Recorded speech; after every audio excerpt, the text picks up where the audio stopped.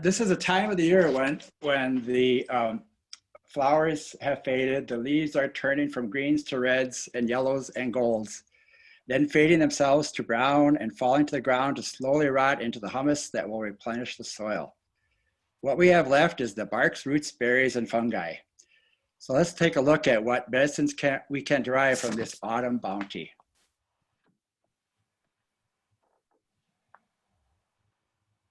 So the first herb that we'll talk about is yellow dock. And many of you may be familiar with this. You'll see this right now. It has that brownish, reddish rust color, and they're fairly tall stalks. They can be as tall as 4 or 5 feet tall. And it's called yellow dock because it has these yellow roots.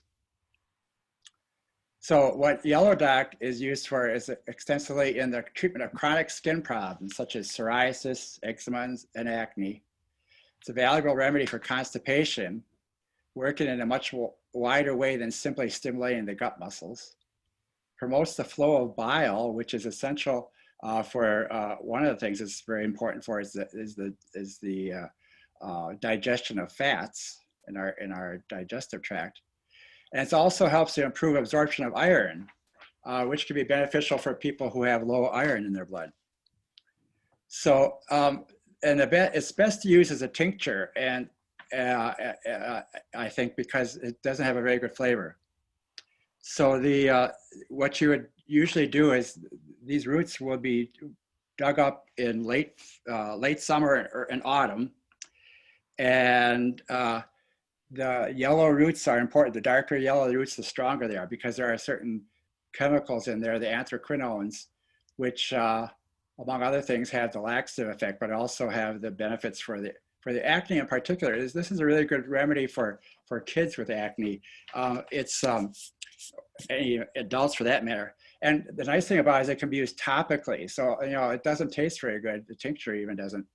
But if you make one of the best ways to do it, I remember my daughter, she had a really bad acne when she was young in high school. And she would, what we would do is we would make a mask a clay mask for her.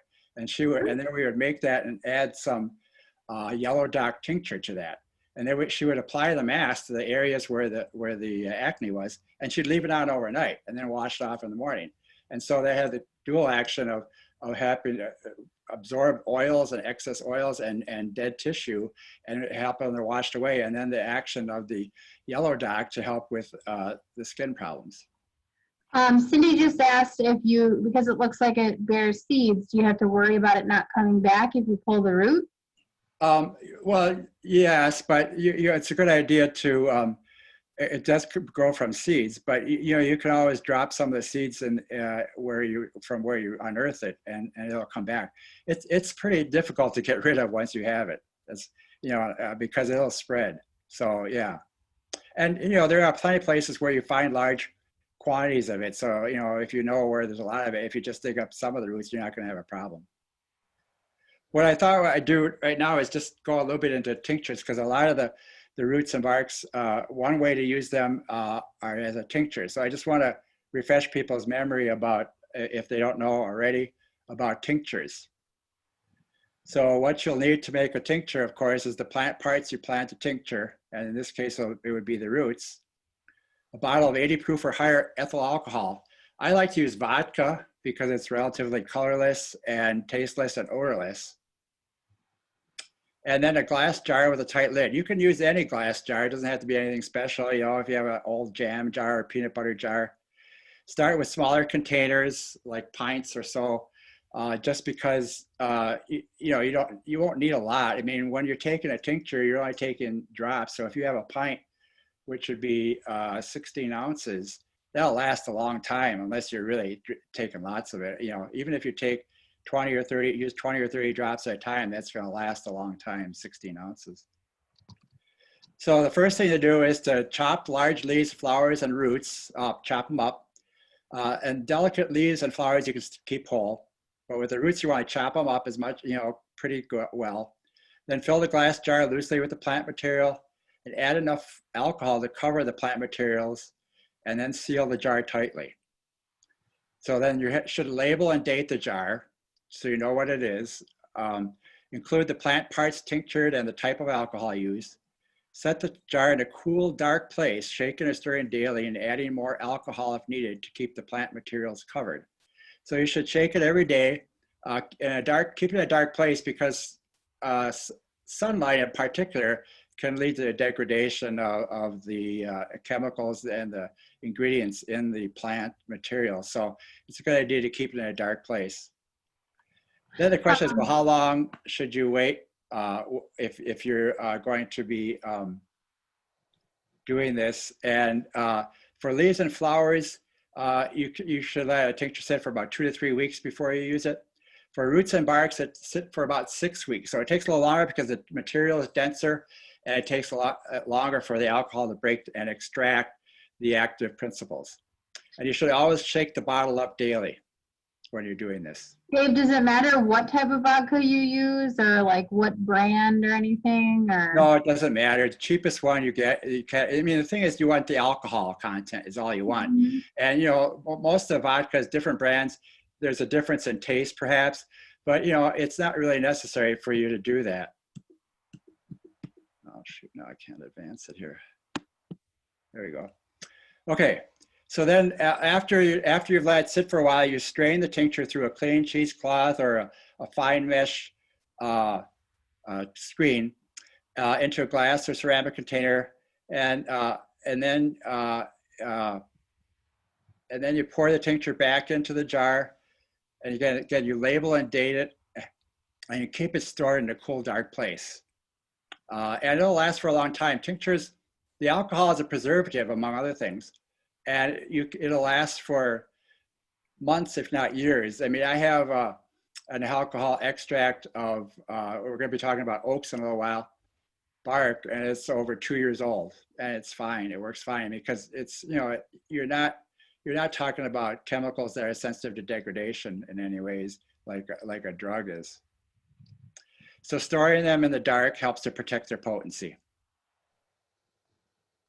So let's talk about a few other roots that are good to harvest this time of the year. And these, again, these are ones that would be best used as a tincture. So of course, many of you have heard, are familiar with purple coneflower or Echinacea.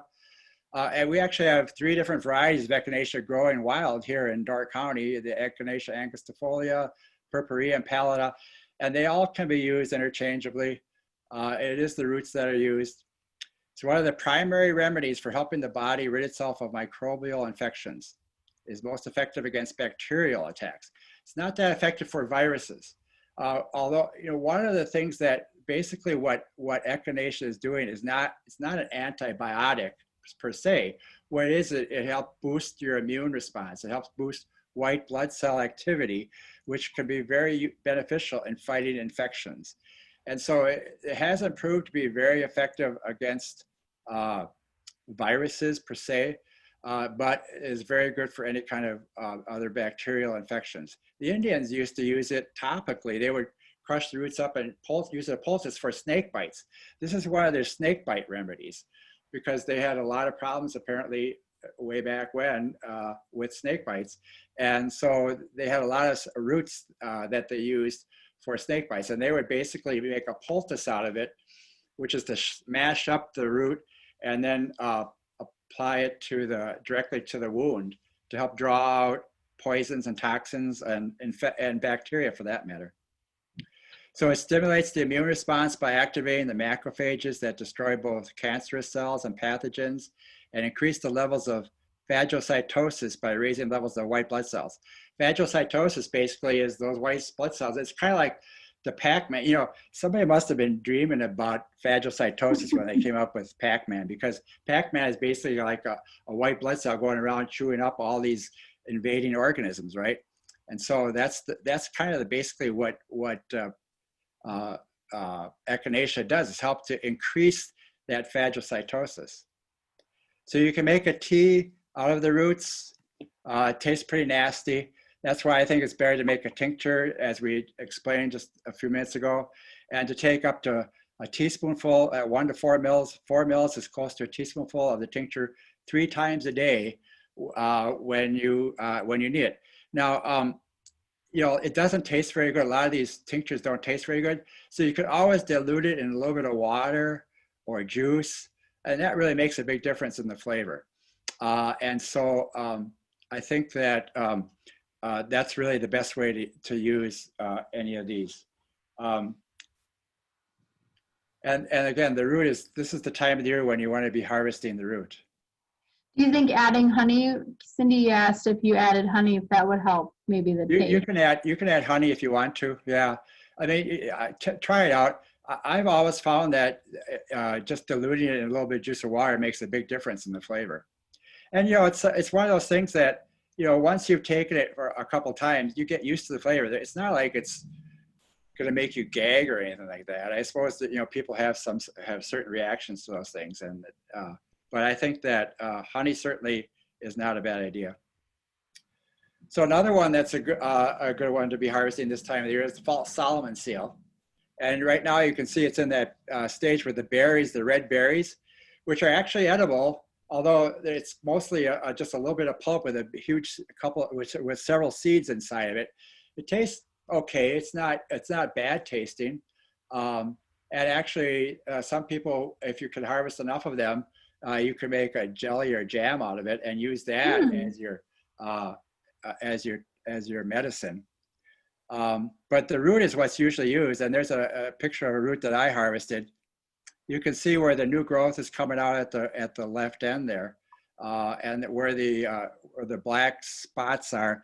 That's where the old shoots came up from the previous years. So false Solomon seal is useful as a joint lubricant.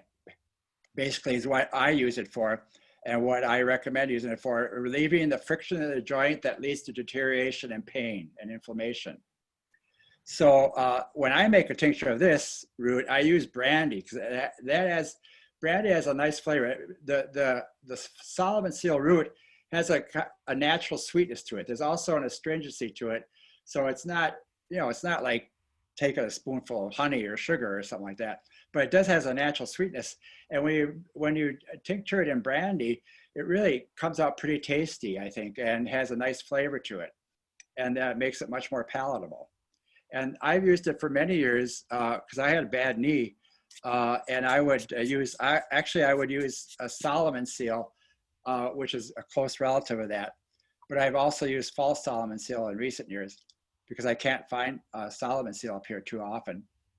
And I used it for many years because I had a bad knee, and it really made a difference, especially for the inflammation. It's not like a painkiller so much as it helps to lubricate the joint, like I said, and that helps to keep the inflammation down and therefore keep the pain down. And it can be used regularly. What's that? Is it something where you could do it every day? Like you could, and then is it just like a few drops of a tincture, or like? No, I would take about a teaspoonful. I would take about a teaspoonful a day. What I would do is when I started to, you know, I didn't have pain all the time, fortunately. Mostly, a lot of times it was like change of seasons, like this time of the year, fall and going into spring, into summer. And I would take like a teaspoonful of that a day. And I just take it in the morning. I mean, you could take half a teaspoonful 3 times a day or something like that. But after a few days, you know, if the pain subsided, it wasn't so bad, I would stop taking it maybe for a little while and not take it all the time. Okay. You can use it daily. It's also a good heart remedy, actually. And so if you have a heart condition and joint problems, it's really good for your heart as well. So of course, one of my favorite plants is the dandelions. And now, you know, we're past the time when they're blooming. And there are a lot of uses for dandelion. The leaves are diuretic, and especially good for water retention due to heart problems. So if you have a heart condition, dandelion leaves are very good. You can make a tincture of those. The bitter root compounds stimulate the appetite and promote digestion. So it's really the roots that we're going to be talking about right now. And the roots are really good for your digestion. Now, one of the ways I use the roots is I actually make a bitter tonic with them. I take the roots and I tincture them in alcohol. And then separately, what I usually do is I tincture some spearmint or some kind of mint plant separately in tincture, you know, in alcohol. And then after they've sat the appropriate time with the roots, you know, you want to go about up to 6 weeks. And with the mint, you only need to do a couple, 3 weeks.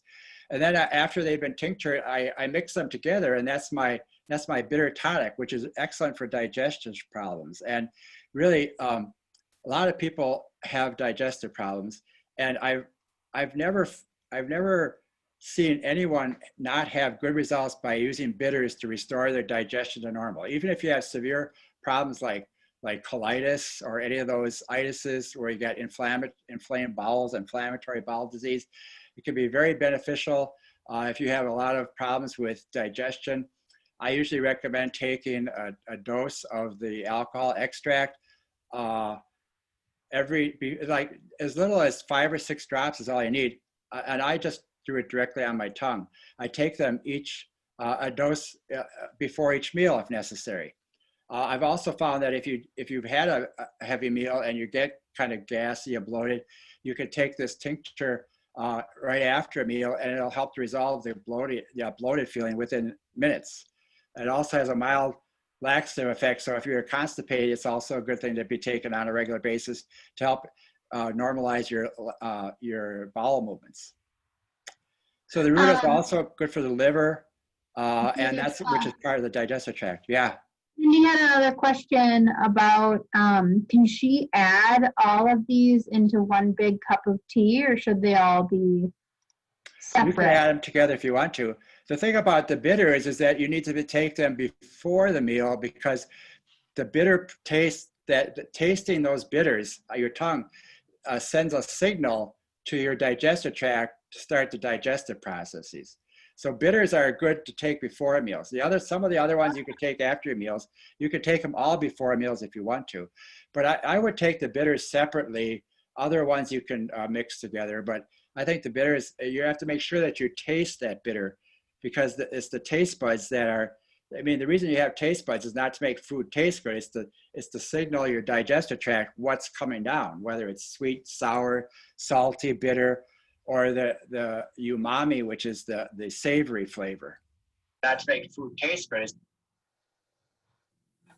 Pardon? No, sorry. I was watching to make sure that it was broadcasting, and I accidentally played the video on my. All right. So the other thing is the leaves especially are high in potassium, calcium, sodium, and silicic acid. So they're a good source of minerals, basically, especially the leaves, not so much the roots. So leaves can be harvested just before flowering and later in summer, and you can use in salads and can replace spinach in recipes.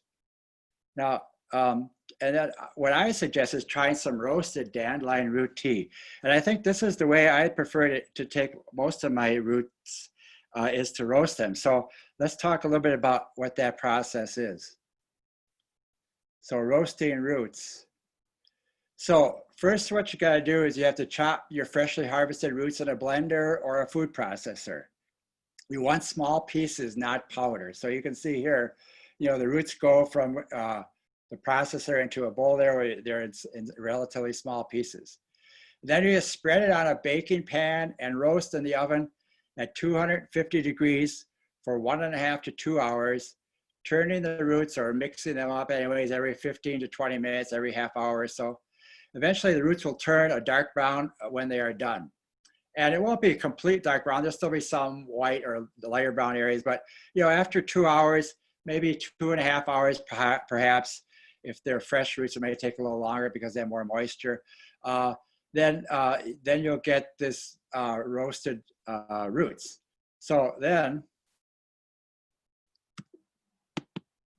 okay, so then to prepare the tea, you put 2 tablespoons of the roasted roots in 5 cups of water and bring to a boil.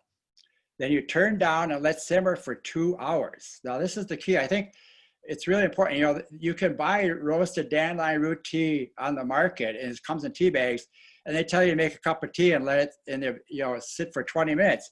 It's not going to taste very good. I can guarantee you that. I think you need to simmer it for at least 2 hours, then you turn it off and let it sit there for 2 more hours.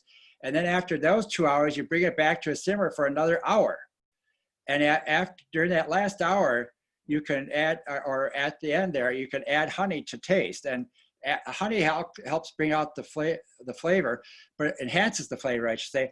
But it also, roasting, when you roast the roots, you're bringing out the natural carbohydrates, which occur naturally in the root, and you enhance them by the roasting process. So you really get a nice flavor that even without the honey is quite good, I think. And I think it's a good coffee substitute. Of course, the only problem with it is it does not have caffeine. So I think the key here to any roasted root tea, and we're going to talk about a couple other plants that you can roast the roots, is to brewing it and boil it and cooking it for at least 4 to 5 hours is what I find is the sweet spot, as it were. So another one that you can. Dave, have you ever put it in a slow cooker or like? I've never done it that way. I imagine you could. As long as you can get to. So it just you want to get it pretty hot so it's at a light boil. And I've never tried it that way. I don't have one myself, but certainly would be worthwhile trying. So chicory has stopped blooming now. It's got those beautiful white, light blue flowers. It actually, grows wild all along the highways and in the fields and grassy areas. It's also an excellent bitter tonic for the liver and digestive tract, very similar in that way to dandelion root. It's recommended for loss of appetite and dyspepsia. Dyspepsia is disordered or digestion, basically. And all these bitters, one of the other advantages of bitters comes for people who have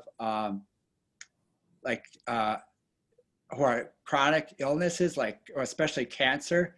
They have something called cachexia, which is a wasting away because they don't feel like eating because their digestion is all screwed up, partly because of the drugs that they're taking oftentimes. So by taking these bitters, you may restore their appetite and restore their digestive processes and help them to, pull out those, they need those nutrients to fight, in order to fight cancer, your body needs those nutrients on a regular basis. So if you're not eating properly, if you're not eating well, you need to help them restore their digestion. So that's one of the things that bitters are good for. So it supports the action of the stomach and liver and cleanses the urinary tract. It also has been found to significantly lower cholesterol and blood sugar levels. It's high in what they call inulin, which seems to have a positive effect on blood sugar metabolism. So the root tincture, you would take 20 to 30 drops 3 times per day. And you could also roast the root just in the same way that you roast the dandelion root. You just do that, and then you have to. I see I didn't change my the roasted root. You really need to roast it for a good 3 to 4 hours. I should have changed that on my little directions there. I just realized I hadn't done that.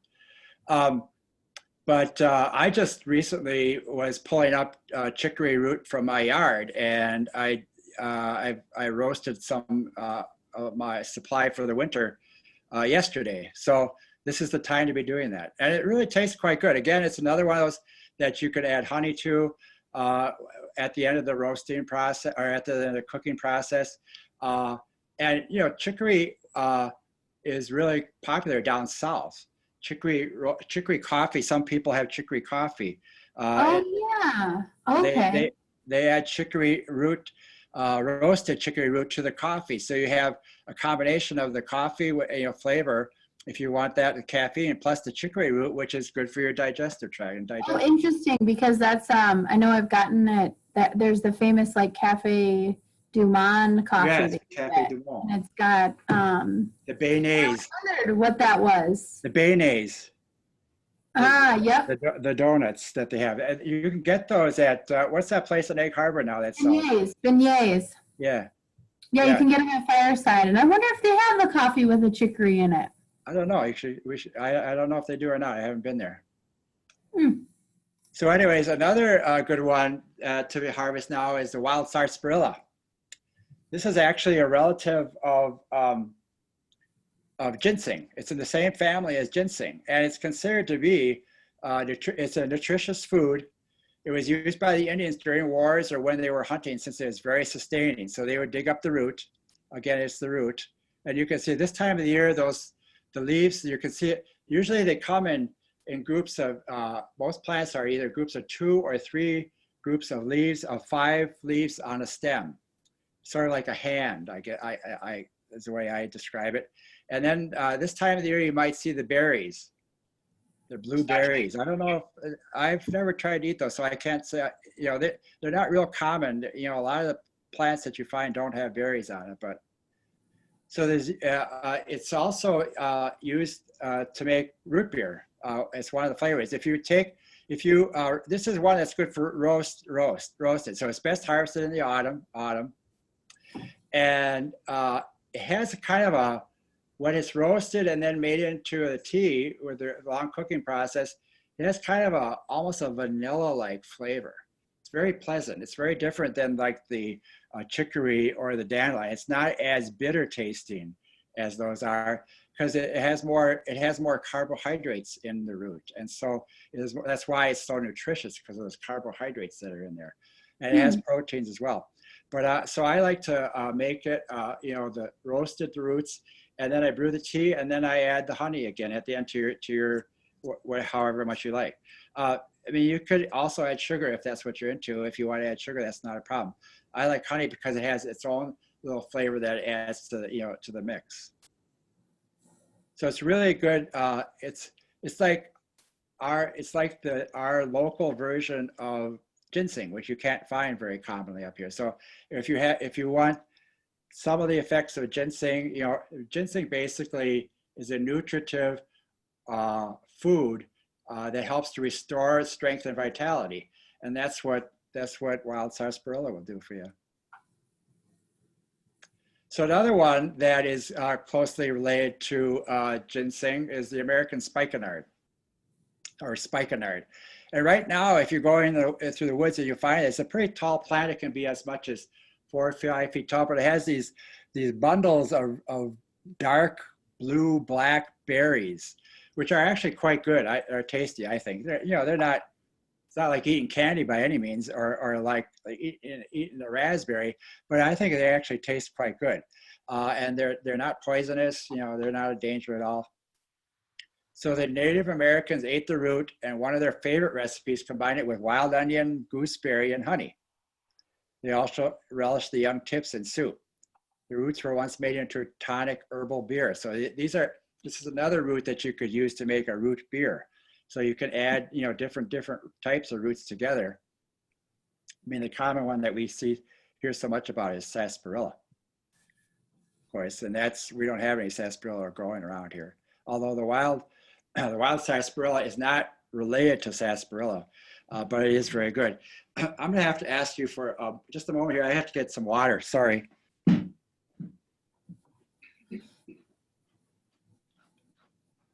Yeah, I know the last time that David did a program, it ended up that he ended up telling us to use some fish oil, which was really cool. I mean, Janine, did you ever end up getting fish oil? Okay, I'm back. Did I miss something? Oh, I guess you didn't. No, I just was saying that I used to get fish oil, or I got that fish oil and took it. Yeah, fish oil. Oh yeah, fish oil is very good for. I think everybody should take some kind of cod. Like I take cod liver oil. Yeah, it was a cod liver oil, is what it was. Yeah, I didn't get it because it has more nutrients in it than just the plain fish oil capsules do. And I think it's really good for your heart. It's good for keep inflammation down. It's good for, you know, for prevent. It doesn't like lower your cholesterol, but it can prevent cholesterol from glomming onto your arteries and causing clots and stuff, which is the real problem with cholesterol. You know, this first study cod liver oil in Native American, the Eskimos up in Alaska, because they have a really high, their diet is really high in cholesterol because of all the fish that they eat, and yet they have, their cholesterol levels are routinely like 350, 400, which is way over the norm, what's considered the norm anyways, but they had virtually no heart disease. And one of the things they found out was that the cod liver oil, what it does is it prevents the plaque from forming on your arteries, which then can break off and cause clots. So it's really beneficial in so many ways. It's also good for it's a brain nutrient, all those omega fats, those fats that you have. Your brain is the fattiest organ that you have, and it requires those omega-3 fats that you get from fish. The interesting thing is you can get omega-3 fats from red meat, but it has to be on grass-fed beef, because what they feed cows in feedlots, they don't, or cattle, is not the type of food they need to make the omega-3s in their bodies. And so you need to have, if you have grass-fed beef, you're getting those omega-3s as well. From So yeah, and What's the name of that cod liver oil that you got? Carlson's or Carlson's. Carlson's. Yeah, it's a lemon flavored one. That's the nice thing about it. It's lemon flavored, so that you don't have to, you don't have to worry about the taste. The thing is, keep it refrigerated too. I mean, I remember growing up and having cod liver oil, but my mother would keep it in the kitchen cabinet. And so after a short while, once it was open, it would start to go kind of rancid. It would taste worse and worse. But if you keep it in the refrigerator, it stays fresh tasting. Even straight cod liver oil refrigerated tastes much better than warm cod liver oil. So keep it refrigerated and get the lemon flavored ones if you can. So spikenard, getting back to that, is considered a tonic like sarsaparilla. It has been used to treat a long list of complaints, including indigestion, dysentery, blood diseases, syphilis, various skin conditions. All these are chronic issues, obviously. So, it's what this does is help to build up your stamina, endurance, and helps to, restore your system, as well as gout, rheumatism, and local pains. It was an important blood purifying tea, particularly during pregnancy. So, okay, now let's talk a little bit about some barks, because that's another thing that is good to harvest this time of the year. And of course, one of the ones that are really useful are the oaks. So it's a very powerful astringent action is what's the benefit of the oaks here. So it's actually good. One of the good things it's good for is diarrhea, because what causes diarrhea is when your body when your intestines start to pull in or dump all sorts of water into your intestinal tract, which makes your stools really loose and causes diarrhea. So if you take an astringent herb like oak, white oak, or red oak is really common up here, and white oak not so much. I usually use red oak up here. It closes up those pores so that you don't get so much water being dumped into your intestinal tract, and eventually your stools will solidify. So it's not the only answer. You can also use bulk forming things like fiber is important as well. It has an antiseptic action, useful for treating throat infections and chronic cough. It's also or gum infections. I use red oak tincture that I make. I make a tincture out of the bark. And when you're making it, when I say the bark, what I mean, I don't mean stripping the bark off the trunk of the tree. Just take a couple of branches, and if you can, strip the bark off the branches. If they're really thin branches, you could just cut the branches up into pieces, and then you make your tincture out of it. So you don't have to strip the bark off the side of the tree, which would eventually be bad for its health of the tree. So a wash of oak is excellent at nighttime compress for varicose veins and hemorrhoids. I use I have a little bit of a problem with hemorrhoids, and I usually just take some a red oak tincture that I have, and I take some toilet paper and I just fold it up so I have a pad of toilet paper, and I put a dropper full of the tincture on there, and I just wipe my hemorrhoids with that after I have a BM. And it really makes a difference because that astringency tightens up those blood vessels. Or the varicose veins, it's the same thing. Those blood vessels are becoming flaccid, and therefore they expand, and then they start to leak water, and they look really ugly. So, you know, make it a compress for the varicose veins is the best way. And that way, you could make a tea if you want. If you don't want to make a tincture, what you could do with the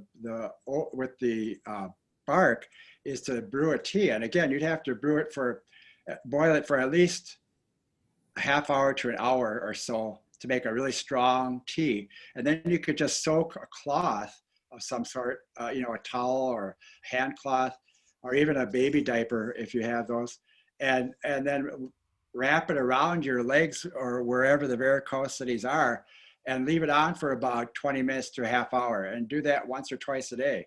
And over time, that'll really help to tighten those up and relieve that. And it's also a good, the tincture is also great for foot fungus, like athlete's foot, or even like if you have, you know, some people get the fungus the underneath their nails, and it gets really bad. Their nails start to die, their toenails start to die, or their fingernails, mostly toenails. And this is another instance where you can use the tea. If you make a strong tea and then you soak your foot in that for 20 minutes, a couple times a day, over time that you'll see that it'll kill off that fungal infection. And then eventually after several weeks, and it takes a while, it's not going to happen overnight, you'll see new nail coming in and the fungus will be gone.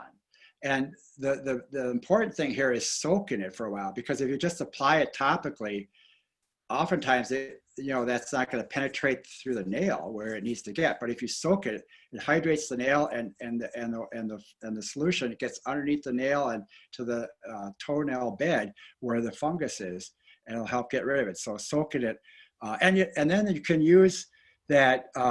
You don't have to throw the tea away every day. You can use that same tea for 3 or 4 days in a row if you do it twice a day, because you don't have to worry about it going bad or anything like that. And so you can use it multiple times, and then before you make a fresh batch. In between times, you can keep it refrigerated. I wonder if you could can it. No, with a canner, I wonder. I don't think it would be necessary. If you make a tincture, I don't think it's necessary to can it, because like I said, the alcohol is a preservative. So you could, I always use canning jars when I make big batches of things. So, yeah, it's good to use those for your jars, but I don't think it's necessarily to put it into a canner. Oh, sorry, I meant for a tea. Yeah. Oh, for the tea. Yeah, I suppose I don't know why you couldn't. If you want to do that, you certainly could, yeah. So there's the decoction and the tincture. So if you make the decoction, I guess I realize that I've had this, boil it for 10 to 15 minutes. I'm becoming more aware that you need to do that longer. I should really change this on here. I think you should boil it for at least a half hour to an hour. So when you're just using it for topically, like with the oak bark. So cramp bark is another interesting one, which has the berries right now. You can see these red berries all around. Cramp bark is a muscle relaxant, and it will relax the uterus and so relieve painful cramps associated with periods, which is called dysmenorrhea. In a similar way, it may be used to protect from threatened miscarriage. So this is a really good herb for women who have menstrual related problems, because as a muscle relaxant, it works best on your involuntary muscles, which is what your uterus is. It's not something that you have control of like you do your arm muscles or your leg muscles. So it's for those involuntary muscles, which are softer tissues. The cramp bark works really well. It could also be good for digestive problems. So if you have cramping of your digestive tract, then cramp bark, that's why it's called that, because it's good for cramps. So it's a astringent action. It also gives it a role in the treatment of excessive blood loss in periods, and especially bleeding associated with the menopause. So again, it really a great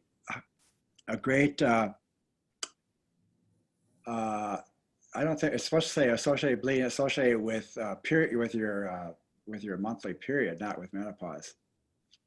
No, it does say that. Oh, up above. Got it. It says with the menopause. So, Hmm. so it's also good for constipation and colic and irritable bowel syndrome. Another one that you could. This would be a good herb to combine with, like an oak bark, or the like the oak bark, because if you have problems with irritable bowel syndrome. You could also combine this with bitters, is what it also for like if you have a problem with chronic irritable bowel syndrome, because oftentimes you need this kind of astringent action, but also a muscle relaxing action. So you can use the dried bark of this plant, and you boil it for about a half hour to an hour, and drink it hot 3 times a day. Or you can make the tincture and just take 1 to 2 teaspoonfuls, or it's about a teaspoonful and a half, 1 to 1.5 teaspoonfuls, 3 times a day during the time that you need it, like if it's ready for your menstrual cramping or whatever. So this is one that would be better used as a tincture. So wild cherry is also one that you can find now. Actually, this time of the year, you might actually find some with cherries on, sometimes called choke cherries, and they're related, and they are pretty bitter. Although once they've gone through the first frost, if the birds haven't eaten them, they actually taste a little bit better. And I've actually eaten them. So when I find them when I'm out walking, and they're not bad. So its chief property is its power of relieving irritation of the mucous membranes, making it an admirable remedy in many gastrointestinal, pulmonary, or lung and urinary tract problems. So in fact, I like to make a syrup out of this. Years ago, you used to be able to buy wild cherry cough drops. If you find them nowadays, they usually have artificial flavor in them. So they don't really have wild cherry in them anymore. But I actually like to make a syrup out of this. And what I do is I take the bark, and again, you don't take the bark off the trunk of the tree, you take from the branches, and you boil it in water for about 2 to 3 hours. Again, you got to boil it for quite a while. And you'll see it turn this not dark, but a nice red color. And then you can start tasting it. And then you'll get that kind of that almond-like flavor, because there is actually arsenic compounds in the bark. However, they're not in the form that would be considered dangerous or poisonous, because they're bound up organically. They're not just loose arsenic. So there are people that would tell you, oh, it's poisonous, you can't eat it. You can't drink it. Well, if you're making a syrup, you're not going to be taking that much at a time anyways. What I usually do is I make a syrup. I make it with the cherry bark, and then I use pine needles, which we'll be talking about in a minute. And I make a tea out of those as well. And then I combine those two with honey, and it really is quite flavorful. So it's wild cherry is good for bad coughs. Is really what it's good for, or for any kind of lung problems, like bronchitis, those types of things, because it also helps to expectorate. It helps to get all that phlegm and mucus up out of your lungs, and it's also good for loss of appetite. So I just mentioned the pine needles. Now we have our the ones that we have around here are the red pine and the white pine. In northern Door County, it seems like the red pine is more prevalent, and other parts it's white pine. I usually use the white pine though when I'm making the syrup.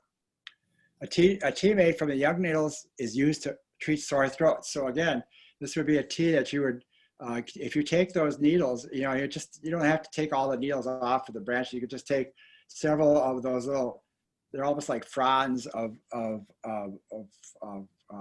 pine needles, and you can cook them in water for about 2 or 3 hours again. And these also will turn a reddish color, so which is partly what that is that color that comes out of these plants is usually antioxidant, has antioxidant activity as well. And antioxidants, it's almost invariably the color that's in plants, like the flower colors or the berry colors. That color is caused by chemicals that are antioxidants. So that's why they talk about having more color in your food, in your diet, because that means that you're getting a lot of antioxidants, which are very important to have in your system, especially in dealing with effects of like poor air quality, or if you have, if you're inhaling a lot of smoke or things like that.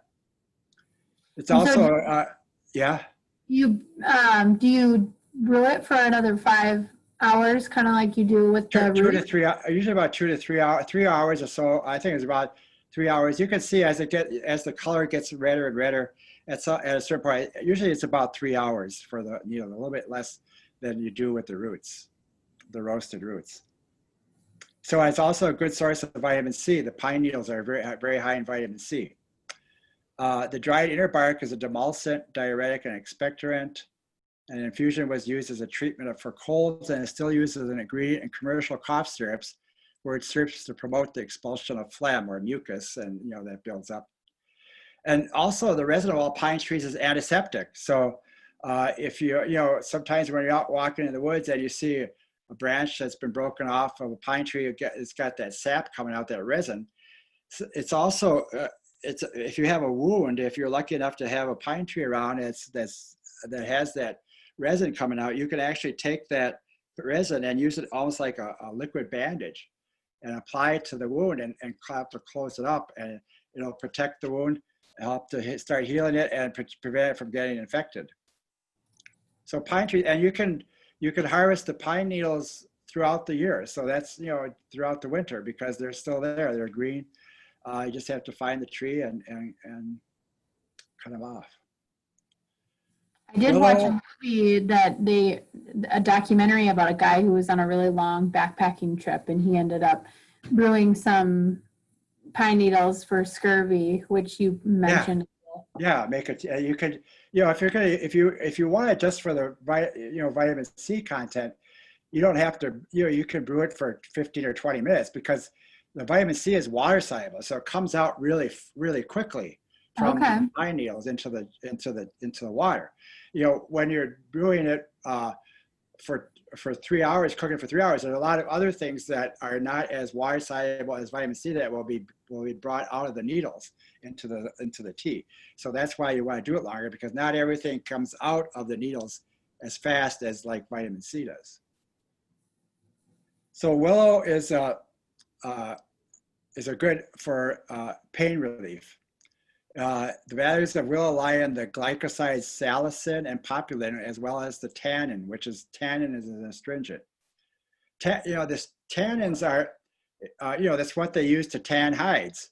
And if you ever see most rivers, especially in northern Wisconsin, that you see flowing, the water always seems to be kind of brown. And it's clear though. It's not like it's muddy water. It's clear. And that brown color is from the tannins that are in the roots of all the trees that line the rivers. So swimming in a river helps. One of the things that I'll do during the summer is it'll help to prevent sunburn. It acts like a natural sunscreen. And it's really not bad for you at all, the tannins that are in there. So, but does not mean that the water is contaminated or anything. You can even drink it if you want to. It's a little astringent, of course.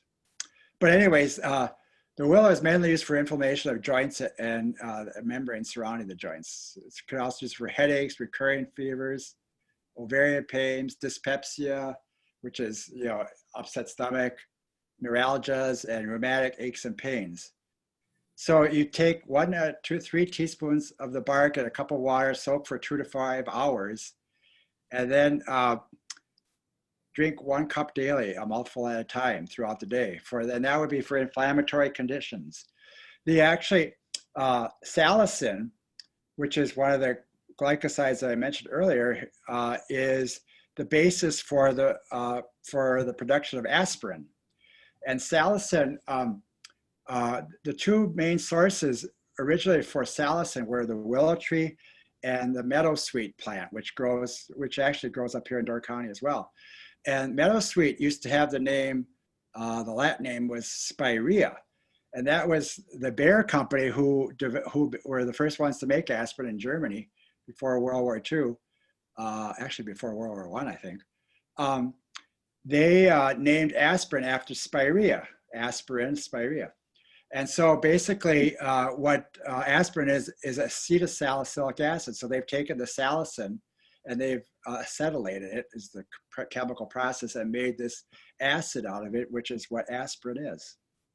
So you can, it's really, this would be a good one to use to drink it, but you could also use it on a particular achy joint. You could use it as a poultice, you know, where you take that tea, that bark tea, and you soak a cloth in it and just put it over the knee or the joint, wherever it is, and let it on there for about a half hour, and do that a couple times a day for really bad pain.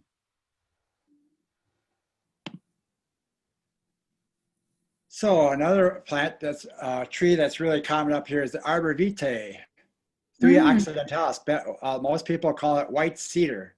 It's not really a cedar, but it's very similar in some ways. The Thuya has an established antiviral activity. It is most often used to treat warts and polyps, being prescribed both internally and externally for these conditions.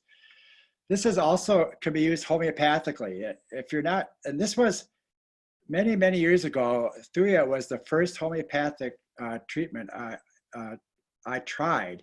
And it was for a planter's wart that I had on the bottom of my foot, which are just, I had tried all sorts of things, you know, topical things, I couldn't get rid of it. And so I found out about this Thuya, homeopathic Thuya, and I took it. You were supposed to take 1 dose a week for 4 weeks. And I did that, and nothing seemed to be happening. So I thought, oh, well, it didn't work. And then all of a sudden, about 7 weeks, about another 3 weeks, 7 weeks after I started taking it, all of a sudden it was gone. It just disappeared. And I don't know what happened to it, but it was gone. And so homeopathic remedies are something, usually it's an herb that is prepared in a dilution process that is supposed to increase its potency. And so I'm not going to get too much into it, but one of my favorite remedies for muscle soreness and aches and pains of the muscles is Arnica.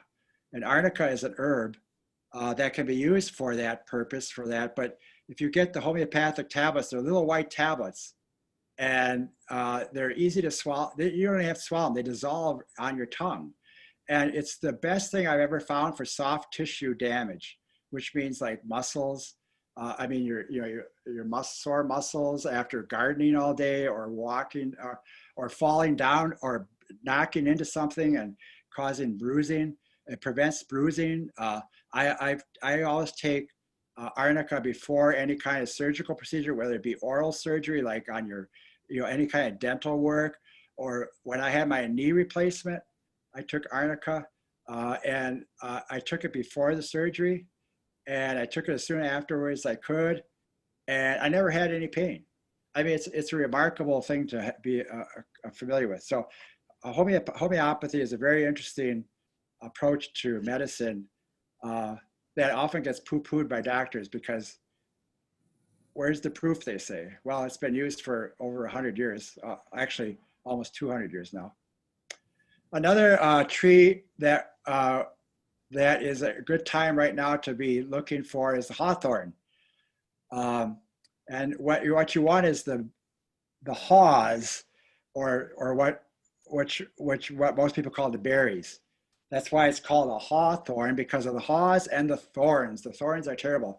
I just harvested hawthorn berries yesterday, and I mean, honestly, the thorns on the hawthorns are about 1.5 to 2 inches long. So you have to be really careful, and there's a lot of them. But fortunately, the berries grow, or the haws grow in nice bunches like this, so it's pretty easy to avoid them.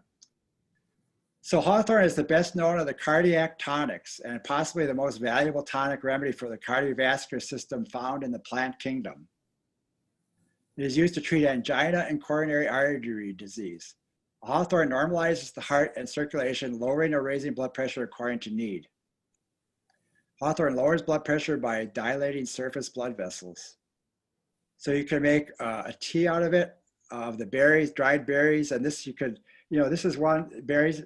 You only need to brew this, for about, if you have the dried berries, for about 20 minutes to a half hour. What I do is I make a tincture out of the berries that I harvest. I take the berries and what I do is I put them together, put them in a pot with some water, and I cook them for a little while to soften them.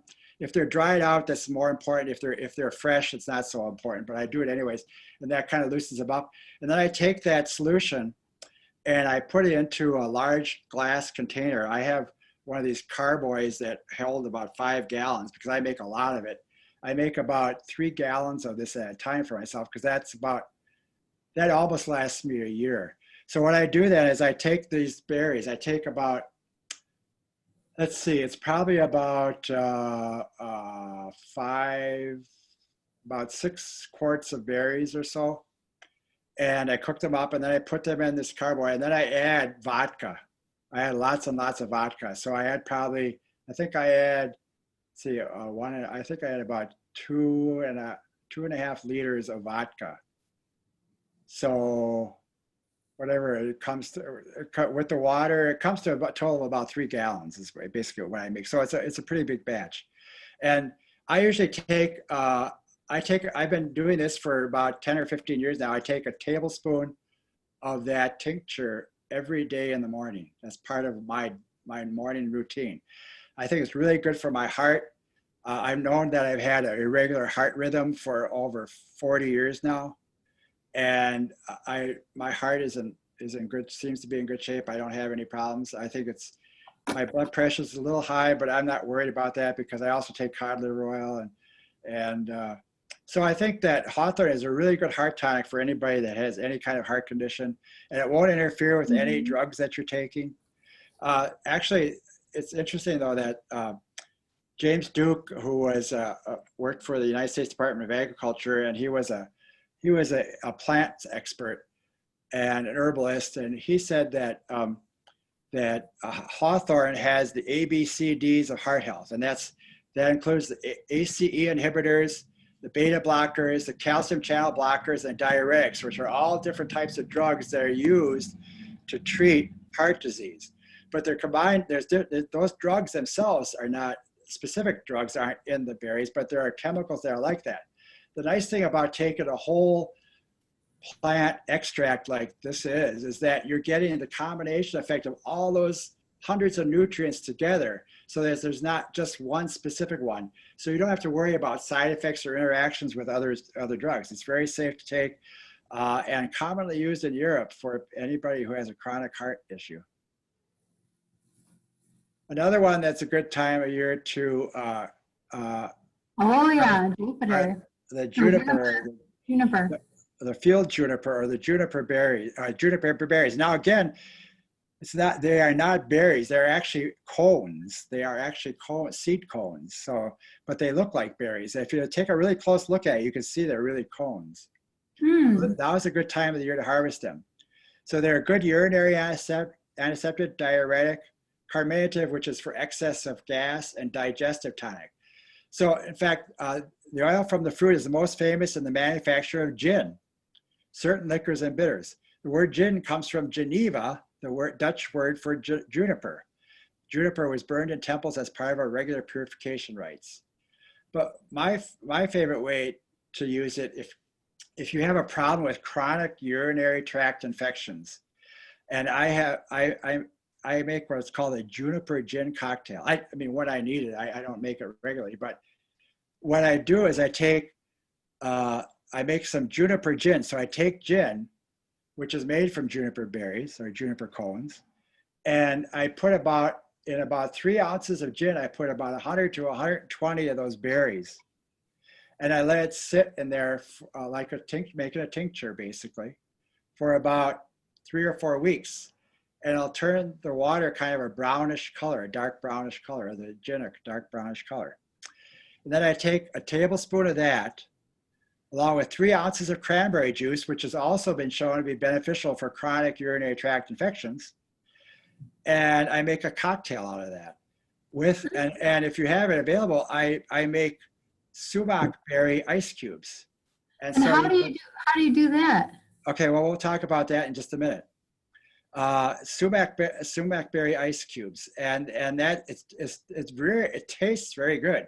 So what I usually recommend is somebody who has a chronic urinary tract infection to drink one of these cocktails like once or twice a week, not every day, but once or twice a week. If you want to take cranberry juice every day, that's fine, but you don't need to take it the Juniper Gin Cocktail every day. So I guess well, we'll talk about the sumac ice cubes in just a minute. I thought it was the next one, but it's coming up. So the other one that's nice to know about this time of the year is the wintergreen, which this time of the year will have berries on it, and the berries taste very good. If you're familiar with the wintergreen flavor, I mean, that's what the berries taste like. They taste like wintergreen. And if the aroma of the leaves is a dead giveaway. If you're not sure if you have wintergreen, if you crush the leaves, you'll get that wintergreen aroma. The aroma, I don't know if you remember, some of you may have remember the paste that they used to use in schools, like in kindergarten and stuff that kids like to eat. That fragrance is wintergreen. So it contains methyl salicylate, which is the wintergreen oil, and it smells and tastes like wintergreen. In fact, methyl salicylate is in a lot of the topical preparations for pain that are said to be odor-free, that they don't have the strong odors that like the Bengay, that type of thing. And that's actually the way I use it, and we'll talk about that in a minute. The essential oil in the form of liniment or ointment brings relief to inflamed, swollen, or sore muscles, ligaments, and joints. It can also prove valuable in treating neurological conditions such as sciatica and trigeminal neuralgia. And this is applying it topically. So you can't take it as a tea. It relieves flatulence. The tea, some people may know it as tea berry. It relieves because it helps to relieve flatulence and colic. So it's a good tea if you're having a problem with chronic gas, basically. So what I do is I make an alcoholic extract out of it, and I take a whole bunch of the leaves in about I think I use a 4-ounce jar. Yeah, 4-ounce jar, and I fill it with the wintergreen leaves. I crush them up, I chop them up with a knife, or you could do it in a blender if you want to. And then I cover them with the alcohol, again, the vodka, and I let it sit for about 5 or 6 weeks. And then it gets that really strong aroma. And then I apply it, like I have a chronic foot problem. Ever since I got my knee replacement, my ankle has been bothering me now on that side. So I found that I just rubbing some of that tincture into my ankle really helps a lot with that pain. And you could also make an oil out of it. If you want to make an oil out of it, you could use olive oil and soak the leaves in olive oil for several weeks as well. And that's another way to apply it topically. And then there's the sumac, which is right now, it's a good time to harvest it right now before it starts to dry out. So the berries have a cooling and diuretic properties that are used in bowel complaints and fever disorders. An infusion of the blossoms is used as an eye wash for sore eyes. An infusion of the leaves is used for asthma, diarrhea, and a gargle for sore throat. A poultice of the leaves is used to treat skin rashes. And the milky latex from the plant is used as a salve on sores. Interestingly enough, sumac at one time was an extremely valuable source of a very fine black dye for silk and wool. Shades of tan and brown can be obtained from the shoots and the leaves. So in October on the Janine, I think it's the 22nd, right? We're doing a program, which Janine's run it before, on natural dyes, and sumac is definitely one of the ingredients. You have to have the right, what is it, Yes. the right mordant in order to bring those dyes out. But Yeah. I have a beautiful scarf from it. yeah, Yeah. yeah, there's a lot of plants, like I think, don't you even use some barks for dyes? You can. Yeah, Yeah. there's different barks that you can use for dyes. There's different mushrooms that you can use for dyes. And black walnuts. Yeah, black walnuts. So anyways, the sumac was used extensively by Native Americans for food and medicine. Young shoots and roots were peeled and eaten raw. The fruit is also eaten raw, cooked, or made into a lemonade-like drink. And so that's what I use to make the sumac ice cube. So basically what you do is you have to wait until the berries are red through and through. You can, at some point, the berries turn red, but if you look underneath, they're still very green, and then they're very sour and not very pleasant. But if you wait till they're red through and through, and then you basically just cut off the berries from the stalk there, and you make a tea out of it. And this one you don't have to brew very long because you don't have to boil it. Actually, what you could do is just take the berries and pour boiling water over it and let it sit for about a half hour. And then you could add a little bit of honey if you want to, but then after it cools off, you take the berries out, and after it cools off, you pour it into an ice cube tray and you freeze it. And then you can use it as ice cubes. So, and it does, some people call it scout lemonade because oftentimes girls and Boy Scouts are taught to make this drink when they're out camping. So horsetail is another good one to think about harvesting right now. This is the end of the season for horsetail, but horsetail is a really good mineral, has a lot of minerals in it. It's very good for getting minerals of all kinds, calcium, magnesium. Let's see, I've got, yeah, so it's got like in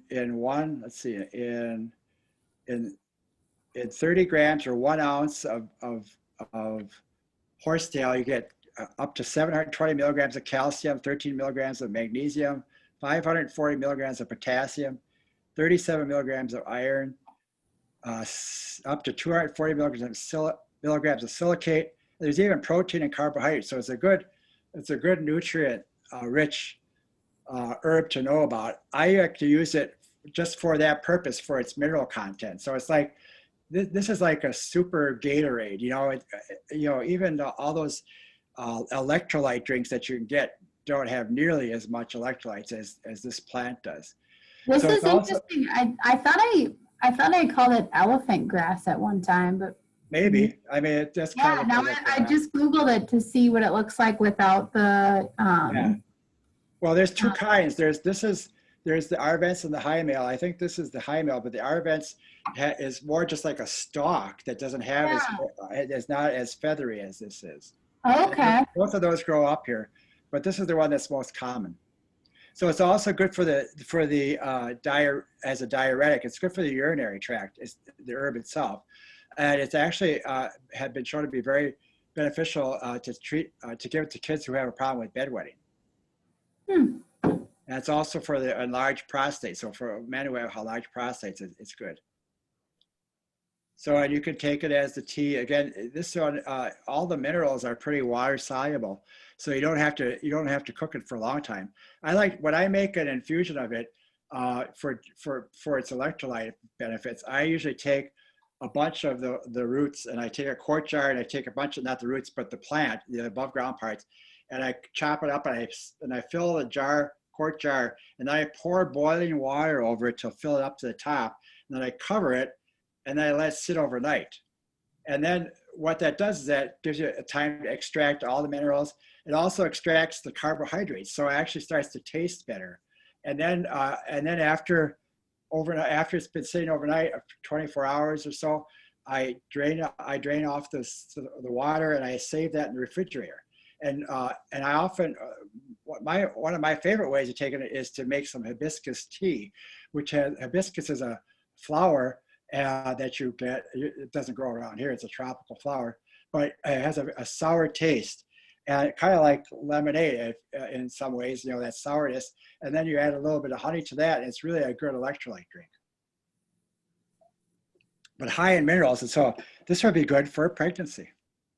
Oh, So I just want to talk briefly, I guess we're kind of running, I'm kind of running a little long here, just quickly about fungi or mushrooms, because this is the time of the year when they're really abundant.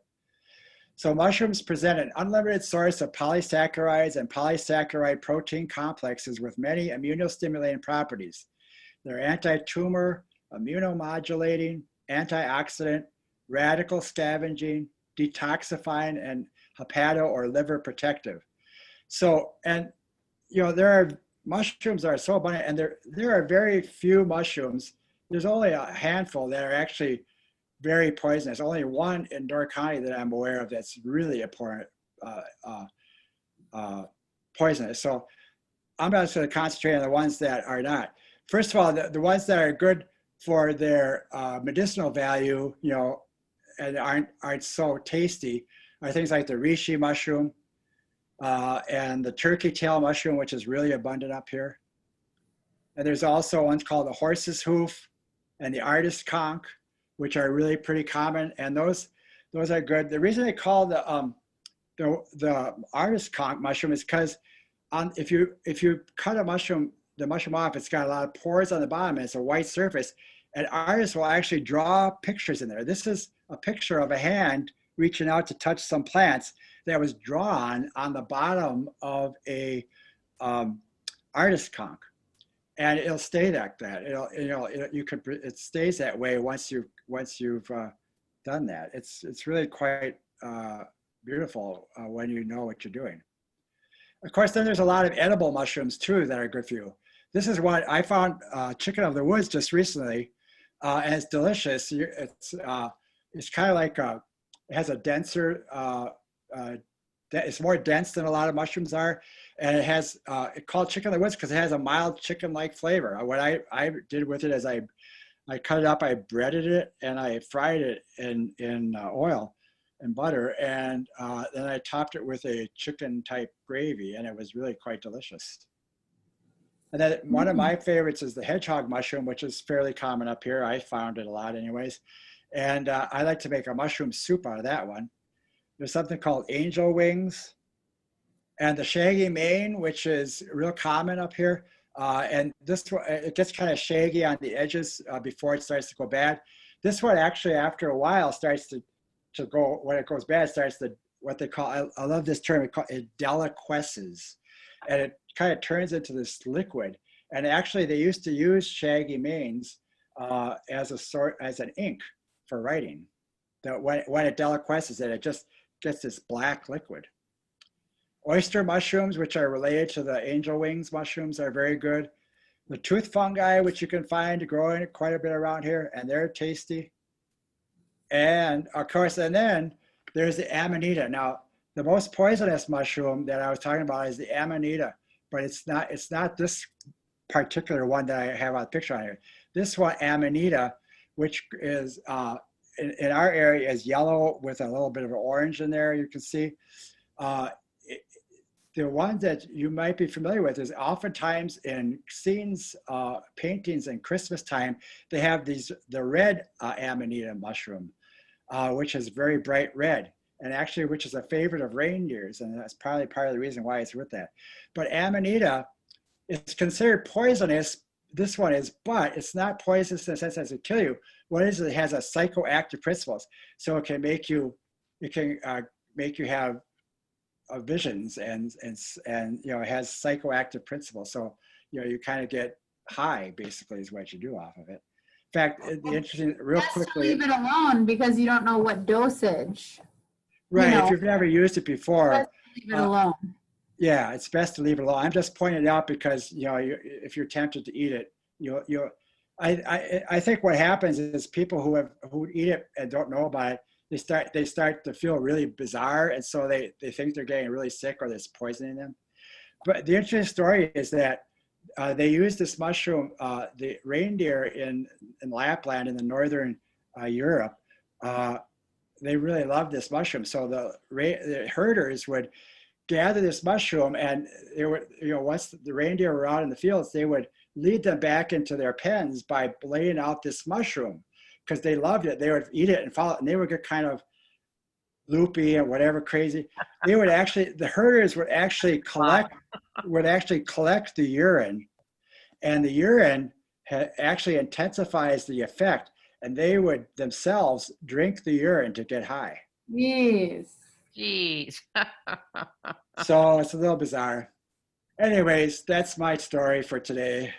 Peace. Mhm. Well, I'll check and see if we have any questions on Yeah, if Facebook. there's any questions, I'd A be lot happy of to the answer them. questions came in during. Let me just see. Janine, did you have any questions? No, that Amanita mushroom, they say that has a death cup at Yeah, the the death at thing. the base Well, what they do is if you look back at that, picture. let's look back once. See, if you look back, see all the little white spots on the Amanita there? That's part of the veil. And so what happens is when it first starts out, it's like a little cup that's enclosed, you know, and it's like it's got the orange, the yellowish color, and then there's this white veil over it, and then at the base of it is where that cup breaks away when the mushroom opens up, and so you have that. What that at the base there is part of the veil, and it's like a little cup. So all the Amanita have that. But the one that is the death angel is what I call it, is a pure white one. It's pure white. It's like it's really is the whitest mushroom you'd ever see. So the thing is that not certainly any cup mushroom or any toadstool type mushroom that is white, you should not eat. And that will have parts of the veil at the top too, and I'll have that little cup at the bottom, like you said, that is from the remains of that veil that was enshrouding the mushroom before the cap opened up. So I know mushroom gatherers don't like to say where they found their mushrooms. Right. The chicken of the what was that? Chicken of the woods. Chicken of the woods. I found that. I mean, that's the first one. I found them before. That's the first time I ever found it in Door County, but they were always too far gone. This is the first time I ever found one that was ready to eat, and I found that on Ellison Bluff. Okay, I had a feeling that's where they were, up in that area. Yeah. I was in a cooking class that they featured those mushrooms, and he had gathered them, and he said nearby. Yeah. So another good place for mushrooms that I found is along the Mink River Trail on either side of the Mink, the trail on either side. There's two of them. There's two different trails, and you find a lot of edible mushrooms on those trails as well. I do, anyways. Great. Well, Dave, it's so good to have you on. I always love your presentations and. Thanks for having so me. much. Wow. Yeah, and then are you going to be? Can people contact you to sign up for a hike or any other? How can they get in touch right with now, I don't have anything scheduled at this time because so much things were up in the air. I haven't done any. I was thinking about doing a mushroom hike, but I haven't really been able to find a trail that would have a lot of variety of mushrooms yet. So if I do, I mean, if people want to be on my list, for emails, you can give them my email address is herbtv62@gmail.com. Okay, great. And if they send me their name, I can put them on my list so that I know people when there are walks or classes or anything that I'm doing. But I might be doing a class at the clearing, but that's kind of up in the air right now too. So everybody, because of this COVID thing, everybody is things aren't happening. I used to do like this in the summers. I usually did 4 or 5 herb walks, and this summer I only did 1. So. All right. Well, thank you so much again. Thank you. All right. Thanks. Thanks for having me. Thanks, Dave. Bye. Bye-bye. Bye, Janine. Bye.